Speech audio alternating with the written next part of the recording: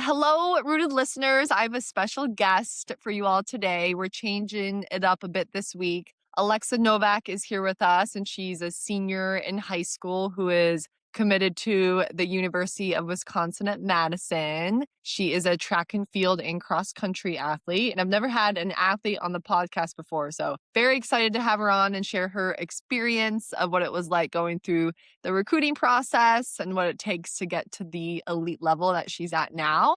And just for clarification, I have not worked with Alexa before. This is my first time meeting her. She was highly recommended to me by a friend over at Rise Nutrition because Alexa is a student ambassador for them. So, Alexa, I'm going to hand it over to you. Will you introduce yourself and describe your sport background a bit and maybe tell everyone your plans for the near future? Yeah, so I'm Alexa. Like you said, I'm a senior. I kind of started running at a young age. I did like the local 5Ks with my family. It wasn't anything serious, but I've always been an athlete that's super competitive. So I was that young athlete that was in every single sport growing up. And obviously, as I've gotten to high school, you had to pick between those sports, and running was my favorite between all of them. So I stuck with that, and I actually didn't even do track my freshman year. I did soccer and then ended up switching sophomore year, and honestly, it was probably one of my best choices I've made because I love track, and yeah, it's been really fun these past 4 years. Yeah, that's awesome. So, did you always know, because obviously you were an athlete from a very young age, did you always know you wanted to run and compete at some sort of sport in college, or did that not come till later for you? Honestly, I've always wanted to compete. I first thought I was maybe gonna play soccer in college. I wasn't super advanced, but I always have loved doing a sport. So I wanted to do something in college, but I wasn't entirely sure. When I started running, I was like, as soon as I started, I was like, okay, this is what I love doing and I want to carry it on. Yeah. And I'm sure a lot of other athletes who are listening right now, they're in that dilemma of choosing between maybe a couple of sports. So walk me through that process and how that was for you, because I'm sure part of you was sad to leave soccer behind, right? Yeah, it was a tough decision. I mean, I was freshman year, I was debating. I mean, I did cross country in the fall, so I was like, do I try track or do I stay with soccer? But so I ended up staying with soccer, and then the season was so fun, but I was just keep going back and forth because I did miss that. I did track in middle school. So I was just like, okay, I'll give myself a chance in sophomore year and see if I like it more, and then I can always go back to soccer, and obviously did not make the switch back, but yeah. Yeah, well, and I liked your just decision making there. It was, you know what, this is always going to be here, but let me try and see if I like it. Sounds like you did a lot growing up. Do you feel like all those sports helped you in running in any way? Because soccer is obviously an endurance sport. So Yeah. I'm curious what other sports you were in. Yeah, well, it's funny, my coach would always say in soccer, he would put me at midfield because he was always like, "Alexa has so much energy, she would just be she can just keep on running, just give the ball to her and, let her dribble it up the field." I also played softball, which is not as much endurance, but more I guess, sprint work, basketball, so it's kinda just up and down the fields. So I Mm. feel like I've always been in the position where it was wherever it was a lot of running back, that's what I like to do, so I feel like it kinda just flowed right into running. Yeah, nice. And that you obviously just loved it a little bit more than the others. So that's what you narrowed down. Yeah.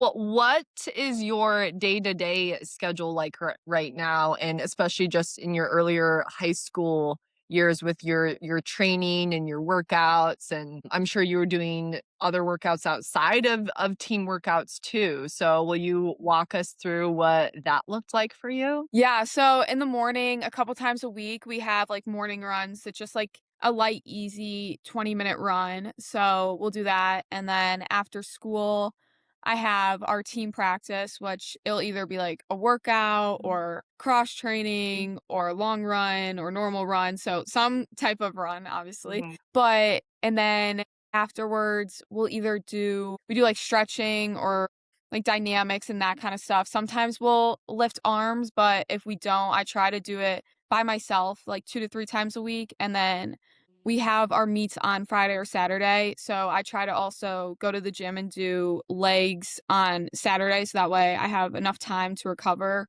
before, like, the next workout for the next week, and then, honestly, just a lot of, like, recovery in between to be able to wake up and do it again. Sounds like you're definitely prioritizing the lifting where you can, but being, cautious about when you do that so you aren't Yeah, gotta time it out. Mhm. Okay.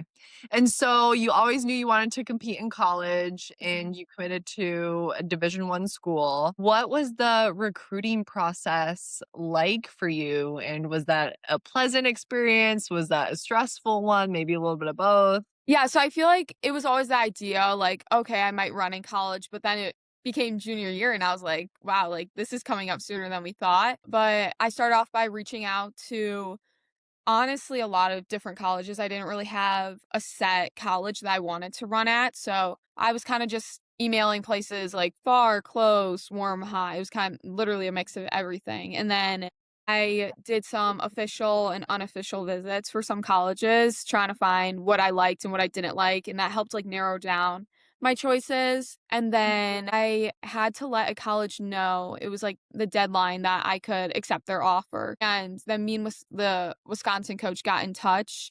And that weekend, then I went for an official visit and it was just like everything checked my boxes. It was perfect. It was what I was hoping I was going to see in the other colleges. So I knew that just like stepping like onto the campus and meeting like the coaches and the teammates, everything just like set into place. Sounds like you were an advocate for yourself. You were taking control of the recruiting process, making a list, emailing Mhm. schools, giving yourself a lot of different options, like big, Okay. small, different areas too, and then going Yeah.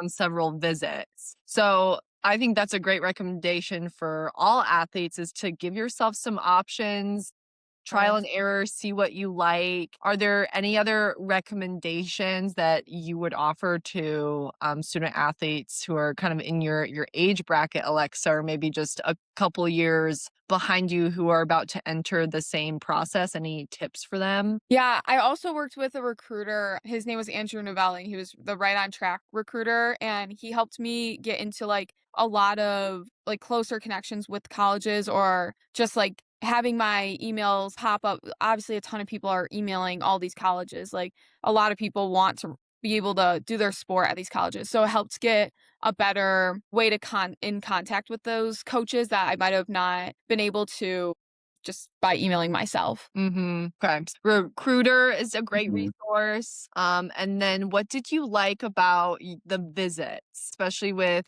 talking to coaches? Because it sounded like when you got to University of Wisconsin-Madison, everything just clicked. So what really stood out to you about them, maybe compared to other schools? Yeah, so, like, since I was little, I've always wanted that, like, big school feel. I like that football team, and I don't know, just, like, something about that just stands out. That's just what I was looking for in a college. So, when I, like, stepped on campus, I liked that it was that campus, like, feel, but there was also the whole city too. So, I wanted places to be able to walk. I wanted have it be like a safe place to be around, and, like, also it's such a pretty place. There's, like, the lake right next to it.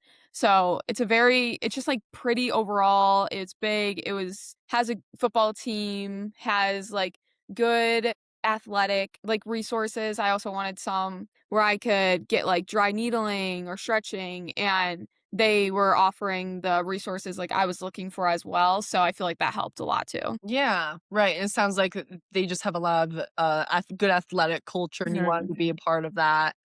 Yeah.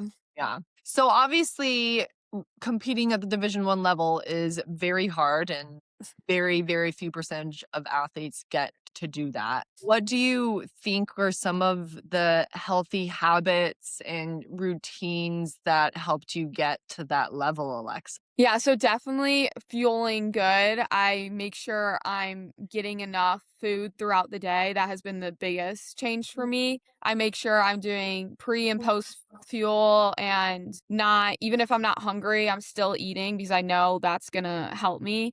I'm also making sure, I mean, obviously it's hard. Sleep is not the easiest sometimes. Like I struggle with trying to get enough sleep, but That's a huge thing, trying to I've been trying to not be on my phone because I feel like that helps me not be, like, waking up in the middle of the night or being able to just fall asleep. So I've been trying to stay off the phone, which has been hard, but definitely sleep and just, like, recovery. I've been doing red light. I do the, like, leg compressors. I've been, like, stretching a lot, rolling out. So I feel like it's just, like, just taking recovery seriously and hydration and food seriously and, like, all the little things that you might be like, "Oh, maybe it can help." It will help. Right, like, those small daily habits add up to be big Mhm. changes. Yeah. Was there ever a time when you weren't really prioritizing those things, and then you started and you noticed a big difference? Yeah, I would say that was, like, what helped me make the jump from just being, like, an average runner to now, like, being at the top of the state. It was definitely those changes that helped. So what's your just more of a fun question, what's your go-to pre-race meal that you like? Yeah, I always have oatmeal since freshman year. That has always been it's oatmeal, banana, and honey, and that will Mhm, be, like, my 3 hour or, like, 2, 3 hours out. That has always just been sat in my stomach good and kept mhm. it going. Yeah, easy to digest, long Mhm. lasting. Yep. Yeah, Yeah. awesome, okay. And so I like what you're saying, it's not like big dramatic lifestyle changes that people Mhm. and athletes your age need to make. It's like, make sure you're prioritizing the recovery, using the resources that you have, sleep. I'm always telling my athletes to get off of the doom scrolling, so Yep. very glad that you said that. Minutes can easily turn into 2 hours, and before you know, it's midnight, Yep. and mind is just continually on this, like, highlight reel. Mm. It's so bad for your focus right before you go to bed, so I'm really glad that you mentioned that. So let's get into a little bit more of the performance side of things, Alexa. You've been running for a very long time. I'm Mhm. sure you have had some great days, and I'm sure you have had some poor races. Mm. So how would you say you handle the bad ones, especially compared to the good days that you have? Yeah, that's definitely something I still struggle with. I think anyone can relate when you have a bad race or a bad game. It's just like you feel super just like unmotivated and like mad that you didn't do as well as you wanted to perform. But back like last year and stuff, whenever I would like be crying, I'd be so upset with myself that I did not do how I wished. This year, I feel like I'm really trying to focus on, like, mindset, and even though if I have a bad race, I'm just trying to move on to the next. There's nothing that could be done, and I only will have learned from that race, and I'll have another one next week, so just try to see what might have gone wrong in that race or leading up to it if I did something, like, different that I normally wouldn't have, and be able to try to change it for the next one, and at the end of the day, it's a race, you know, it's you can't beat yourself up about not performing well because it's just however your body's able to perform that day. Yeah. So what I'm hearing is like, let me check my routines. Let me see if anything was in my control that could have gone better and I'll learn Mhm. from it. But what I'm also hearing is that you have this good perspective of, you know what, I'm still going to wake up tomorrow and be fine and live my life. Yeah. So it helps you to not necessarily dwell and bring it home and beat yourself up for hours on end. Yeah, exactly. Yeah. Okay. So it's something that the runners I work with really struggle with. I feel like a majority of our conversation revolves around pushing through the pain that they feel Mhm. in their legs, whether it's a sprint, 400, or your more long distance runs. How do you handle that, Alexa, when you feel that pain starting to set in for you? Yeah, I definitely definitely feel that pain. I have started just, like, working on, like, positive self-talk to myself. Like, at when that pain sets in, there's not really much you can do. Whether you're running an 8-minute mile or a 4-minute mile, you're gonna feel pain no matter what. So, my coaches say, like, talk to yourself as in, like, second person, saying, like, "You can do this," like, "Come on, Alexa," like, talk to yourself while you're racing because that's just gonna get in your brain and when you, like, are repeating and telling yourself, like, you can finish the last lap, like, strong, like, your brain is gonna follow, and you honestly just gotta, like, dig deep and try to really focus and try to push because everyone else is around you's dying as well, so it's honestly just who wants it more. Right, and I like that you said that. Well, everybody else is feeling this pain to some Mhm. extent, right? Like, Yeah, we're all kind of mutual suffering together.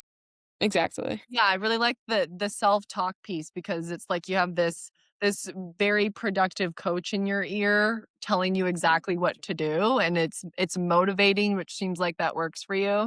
And I also wonder if that is really effective after your races because like you mentioned, sometimes when you get a bad result or a time that just isn't really good, it can be very demotivating. Do you have a process afterward if you don't like meet your PR that you wanted to, or maybe you didn't place as great, where you're like, okay, well, this is what I'm going to do the next day, or just a process to kind of decompress after your races, Alexa? Yeah, I definitely would be, like, upset, so I try to hold in and not, like, beat myself up about not doing how I wanted to perform, but most of the time in track, we have another race, like, in an hour or 2 then, so I try to just, like, focus on my next race then if I have more races, and then the next day then I just try to bring everything back to, like, how I would normally like, will sit in the leg compressors, make sure I'm getting, like, my good meals and staying hydrated, and I just tryna, like kinda, like, just do a restart because it's, like or else, like, I'm just thinking about it, and it might be for a couple days, like, I'm still upset about the race, but, I mean, at, like, a point, I just, like, try to, like, convince myself, like, "Okay, like, bring this anger into the next race and try to do how you would like so that you don't have to feel angry about it." And you like use it as fuel. Yeah. Yeah, but you're saying something really good though, is like you just dive right back into your routines the next day. Mhm. Right, it's like, let's not change it up. Let's not second guess myself. This has happened before. If I stick to my process and lead with that, I know that's going to just set me up for so much more success. So Yep. you aren't like completely blowing your life up by any means and just losing all composure. It's like, okay, you know what? Let me just hop right back into it the next day. Yeah.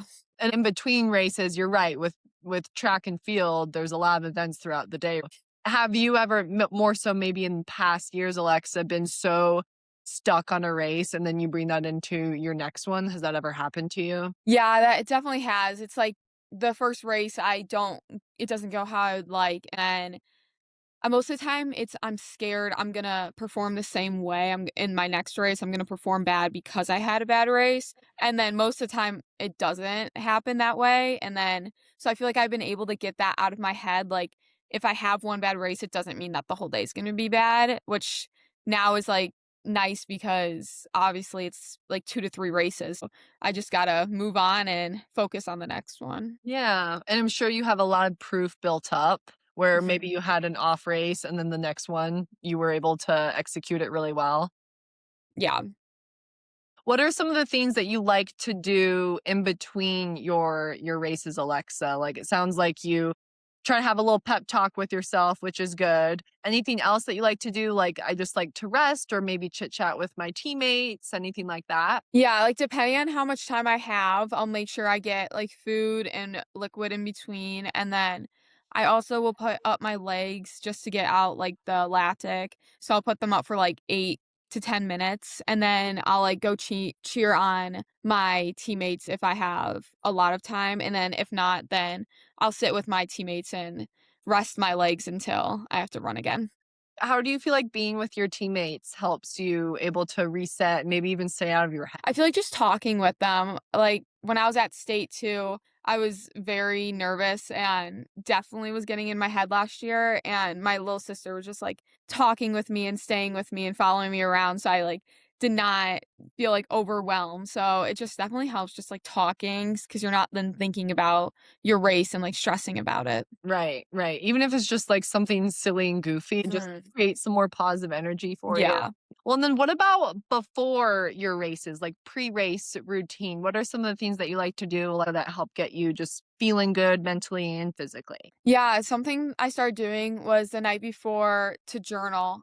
Tried just writing out all my thoughts because I've learned that that helps because or else I feel more stressed the day of. So when I'm just like writing out everything, even if I'm not nervous, I'll just write down how I want the race to go and where I need to push. And I also have started just putting down like what I would want my splits to be for each lap or what's the time I would like to get, and just, like, kind of manifesting that, like, time because just putting it out in the universe, and if it if it happens, it happens. But I think that's so important because you wanna be more focused on what you want, and Mhm, I work with a lot of athletes who get so caught up on what they don't want. mhm. I don't want a bad time, I don't want to embarrass myself, and then they're going into all their meets thinking this, and then it causes them to perform in this more avoidant mode and scared and hesitant, and that makes them feel more tight and anxious. Yeah, That you're just kind of thought dumping, getting it all out. This is what I want tomorrow, and this is what I need to do in order to achieve that. And you're just kind of letting the outcome be, but you're leading with your process. exactly, yes. Yes. And I think there's like a big theme here, which I want all the athletes who are listening to just really take this away is that you do such a great job, Alexa. I know it sounds so cliche, but literally just controlling what you can control. Like, Yeah. even in the recruiting process, right? Mhm, It was okay, I can send out emails and I can do my research and go on visits. I can control my nutrition, how I'm fueling myself. I can control my self talk and my routines before and in between mhm. races. I mean, all of those things have just set you up for so much success, obviously. As we're kind of wrapping up here, any other challenges that you have, Alexa, in any of your races that come up? So, like, besides the pain, maybe people passing you, or maybe if you're racing against others who are just more experienced or tend to have better times than you, like, how do you handle some of those challenges that other athletes might be going through? Yeah, kinda like what I was saying before, I feel like mindset at that point when you're on the line waiting to race, all the workouts you've done, it's in the past now, and the only thing that's going to be separating between a good race and a bad race sometimes could be that mindset, and it is stressful because when you have talented runners that might be running faster than you, it can be intimidating sometimes, like, you're more scared and nervous, but I try to not let my nerves, like, become me, and I try to just, like, relax and as much as I can, and just try to tell myself, like, either, like, stay with them or stay as close as I can to them, and when they start moving, try moving with them, and especially at the end to the last, like, sprint to the finish, it's just, like, get everything you have, like, left and, like, just push. Yeah, right. It sounds like I'm just sticking to my race plan. I'm doing my best to stay with them. Mhm. And thank you for normalizing the nerves also. And you have nerves, right? I mean, Yeah, I always stress myself out way too much. they're going to be there. Right? I mean, I always tell my athletes that you want some sort of good adrenaline. You don't want to be Mhm. like so relaxed where you're sitting on the couch drinking some warm tea. Like, you want to be somewhat Yeah. hyped up and energized. So, any other great, just last minute pieces of advice for athletes who are kind of in the same stage of life as you, Alexa? Honestly, I would say just enjoy it when you are not stressing so much on trying to get a certain time or trying to break a certain like record. I feel like you might perform better when you don't have that like stress like coming at you. So just like enjoy it. And if you're doing all of the things right and you're pushing as hard as you can in the workouts and taking your easy days easy and doing what you're supposed to do, then good times will come with that. So you just gotta be doing everything right and have like a good balance and just enjoy it because it will go by fast. Yeah, I love that. Focus on what you can control, lead with Mhm. your process, and just let all those good times and outcomes follow. Well, Alexa, thank you so much for being on. And if listeners want to find you on social media, where could they look you up? But you guys can follow me on TikTok at Running with Alexa. Awesome. Running with Alexa on TikTok. And rooted listeners, if you want one on one coaching, my email will be in the show notes. So thank you for tuning in, and we'll see you next week.